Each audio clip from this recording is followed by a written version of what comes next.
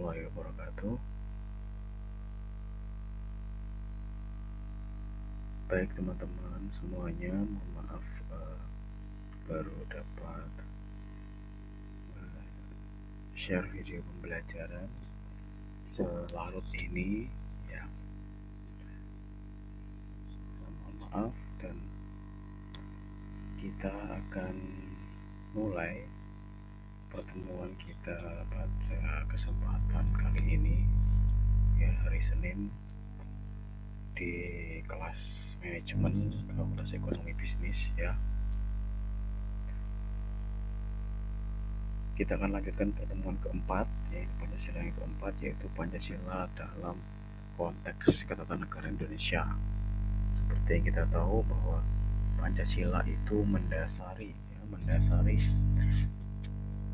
setiap aspek dalam kehidupan berbangsa maupun bernegara, termasuk dalam hal politik, termasuk juga dalam hal ketatanegaraan. Jadi mulai dari yang disebut yang tingkat kekuasaan politik paling atas sampai kekuasaan politik paling bawah ya, dari presiden sampai kepala desa, itu semuanya adalah harus didasari atau diatur dengan norma-norma Pancasila, diatur dengan aturan-aturan yang didasari dari Pancasila ya. Semuanya tidak bisa terlepas dari situ.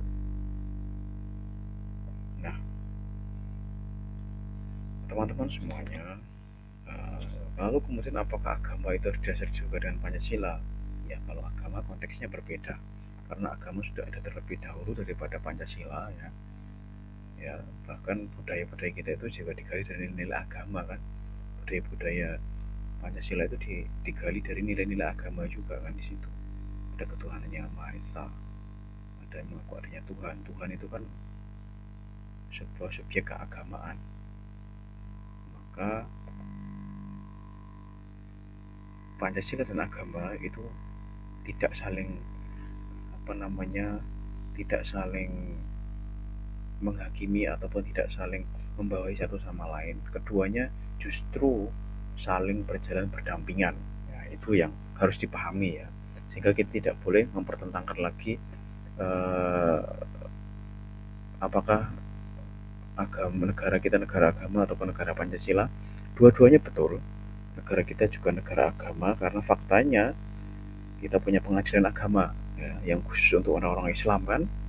Itu kan berarti sebuah keagamaan yang dilembagakan ya. Kalau kita mau ini negara Pancasila, betul negara Pancasila juga, karena faktanya dasar negara kita adalah Pancasila. Semua aspek hidup kita didasari dengan Pancasila ya.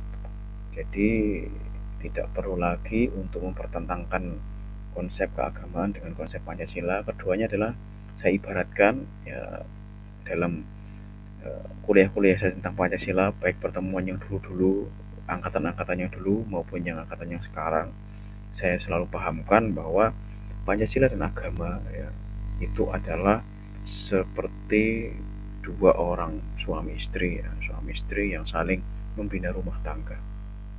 Mereka tidak boleh saling egois satu sama lain. Mereka harus berjalan berdampingan untuk bagaimana rumah tangga itu berjalan dengan baik ya, sehingga tidak terjadi perceraian, apalagi sampai gugat menggugat kan. Saya ibaratkan seperti itu ya, untuk memudahkan memahami agar tidak mempertentangkan Pancasila dengan agama ya. Maka kalau banyak orang mengatakan wah tidak Pancasilais atau tidak agamis dan seterusnya, itu nggak usah didengar ya. Orang-orang yang sok Pancasilais itu sebenarnya tidak Pancasilais ketika dia menghina kelompok lain, apalagi kelompok agama, dengan kata-kata bahwa mereka tidak Pancasilais. Sebenarnya dia saat itu tidak Pancasilais ya. Maka hati-hati ini ya, teman-teman tidak perlu ikut-ikut acara-acara yang seolah-olah mendiskreditkan kelompok lain dengan seolah-olah dirinya adalah paling Pancasilais ya. Itu yang harus teman-teman pahami. Nah, kita mulai saja teman-teman. Itu sedikit prolog yang mungkin juga mendasari sampai perkuliahan kita yang terakhir nanti. Intinya ya semacam itu. Nah, Pancasila dalam konteks ketatanegaraan Indonesia itu bisa dilihat pada pembukaan UUD 45, asalnya Piagam Jakarta, yang telah menjadi sebagai tertib hukum tertinggi atau stat fundamental norm Jadi pembukaan UUD 45 itu adalah tata tertib hukum tertinggi di Indonesia ini. Maka semua partai, semua orang yang berkuasa di Indonesia ini bisa merubah isi UUD 45, tetapi tidak bisa mengubah pembukaan UUD 45. Karena pembukaan UUD 45 itu adalah start fundamental norm, karena di situ adalah ada Pancasila juga. Jadi kalau kita membuat skripsi, saya ibaratkan pada pertemuan kemarin ya, kalau kita buat skripsi itu kan ibaratnya yang penting kan isinya ya, isinya dan kesimpulannya seperti apa. Tetapi dalam konteks undang-undang itu berbeda. Dalam konstitusi ya, konstitusi atau UUD, Undang-Undang Dasar itu berbeda. UUD kita itu unik karena pembukaan atau mukadimah itulah yang paling penting, yang mendasari semua isinya. Isi undang-undang dasar itu berdasarkan pembukaan itu. Ya karena pembukaan itulah yang dirumuskan oleh panitia 9 yang kemudian menjadi dasar negara, kemudian menjadi ada Pancasila juga di situ kan. Maka di situ ada berkat rahmat Allah yang Maha Kuasa kan begitu. Tidak bisa diubah-ubah itu. Kemudian nanti tidak boleh orang Kristen iri, wah kok Allah, kenapa tidak Allah gitu. Atau orang Hindu iri, kenapa tidak Sang Hyang Widi dan seterusnya. Tidak bisa, itu memang sudah paten seperti itu sejak awal begitu. Ya karena memang para pendiri bangsa kita memang mayoritas dulu oleh para ulama kan ya, para ulama, para tokoh Muhammadiyah, para tokoh Nahdlatul Ulama dan tokoh-tokoh Islam yang lain, termasuk syarikat Islam dan seterusnya. Ya, jadi itu yang perlu teman-teman pahami. Seluruh isi undang-undang dasar itu bisa diubah dengan amandemen, tetapi pembukaannya atau mukadimahnya itu tidak bisa diubah. Mengubah itu artinya juga merubah seluruh konteks ketatanegaraan, artinya merubah sistem ketatanegaraan juga. Ya, itu yang harus dipahami dulu. Kemudian pembukaan UUD 45 secara hukum tidak dapat diubah. Hal ini sesuai dengan ketetapan nomor 20 MPRS 1966, juga dilihat dalam ketetapan nomor 8 MPRS 173 dan seterusnya ya, bisa dibaca sendiri. Ini bisa bahwa memang tidak bisa diubah yaitu. Jadi Piagam Jakarta isinya yang di situ ada ketuhanan yang Maha Esa, Pancasila dan seterusnya itu yang kemudian dirubah oleh Soekarno yang saya ceritakan itu. Ketuhanan yang Maha Esanya itu hanya dipenggal sampai seperti itu karena ada kata-kata syariat Islam itu dihapus. Itu sudah menjadi jalan tengah terbaik bagi seluruh umat di Indonesia. Kemudian pembukaan UUD 45 adalah sebagai sumber hukum positif di Indonesia. Jadi pembukaan UUD 45 itu tentang rahmat Tuhan, ketuhanan, itu adalah sumber dari semua sumber terkait hukum.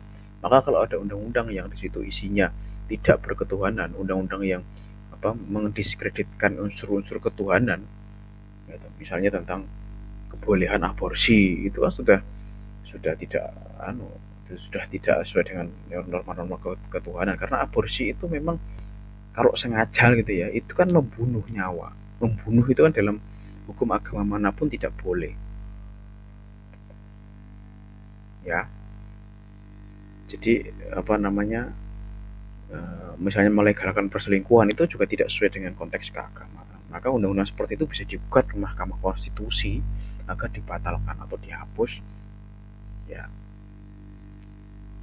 Kemudian fungsi pembukaan atau mukadimah UUD 45 bisa dibaca sendiri ya.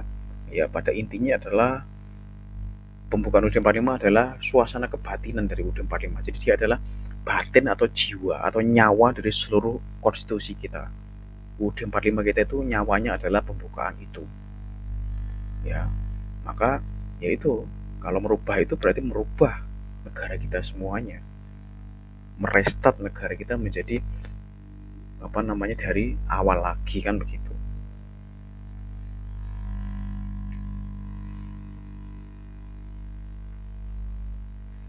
Kemudian UUD 45 sebelum dan setelah perubahan, sebelum perubahan atau amandemen UUD 45, yang dimaksud dengan UUD 45 adalah keseluruhan naskah yang terdiri atas 3 bagian. Pembukaan yang terdiri dari 4 alinea, batang tubuh yang terdiri dari 16 bab, ini sebelum amandemen ya. Penjelasan UUD 45 sebagai penjelasan umum dan penjelasan pasal demi pasal.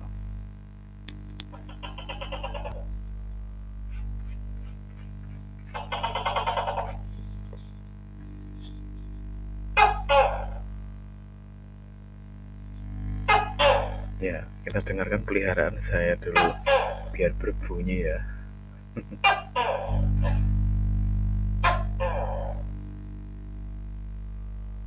baik. Ya, itulah ya, hidup di pedesaan ya memang harus bisa berbaur dengan alam ya. Baik, kita lanjutkan. UUD 45 setelah perubahan sebagai bagian dari implementasi salah satu tuntutan dari reformasi 1998, MPR melakukan amandemen terhadap UUD 45 pada tahun 1999 sampai dengan tahun 2002. Dalam kurun waktu tahun 1999 2022, UUD 45 telah 4 kali diamandemen.